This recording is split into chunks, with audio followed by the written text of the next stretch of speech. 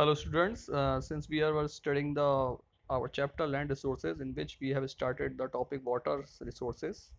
So the what are water resources? Human, plants, animals, for their survival use water resources. Human need water for their daily needs like cooking, drinking, etc. We cannot grow food without water. We also need it for industries.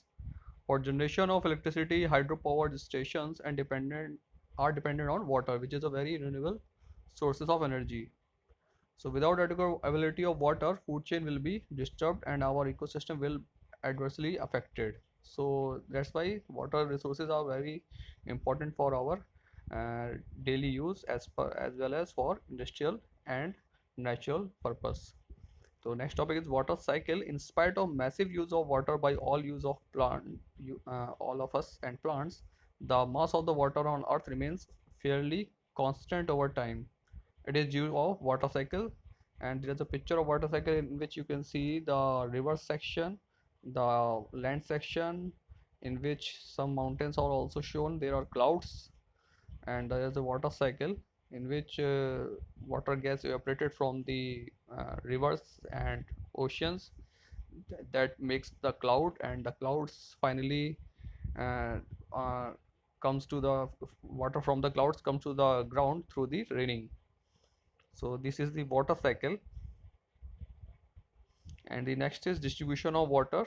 Water resources are unevenly distributed on the earth. As you already know, the amount of surface water at a place depends upon the gains from precipitation and losses through the evaporation. So precipitations means rain.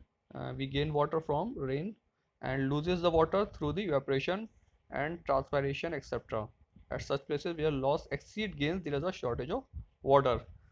And the general annual precipitation is highest near the equator, and our nation India also lies in the equatorial region. The evaporation is also high in this region. However, evaporation is highest in the subtropical regions lying between 20 to 35 degree latitudes in both the hemispheres. Many desert in the world like the Thar, the Sahara, the Arabian desert in the northern hemisphere.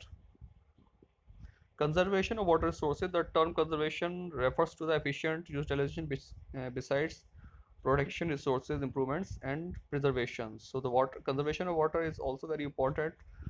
Water conservation focuses on several issues like improvement of vegetation cover to improve underground water resources, rainwater harvesting, both for shortage and saving wasteful surface runoff.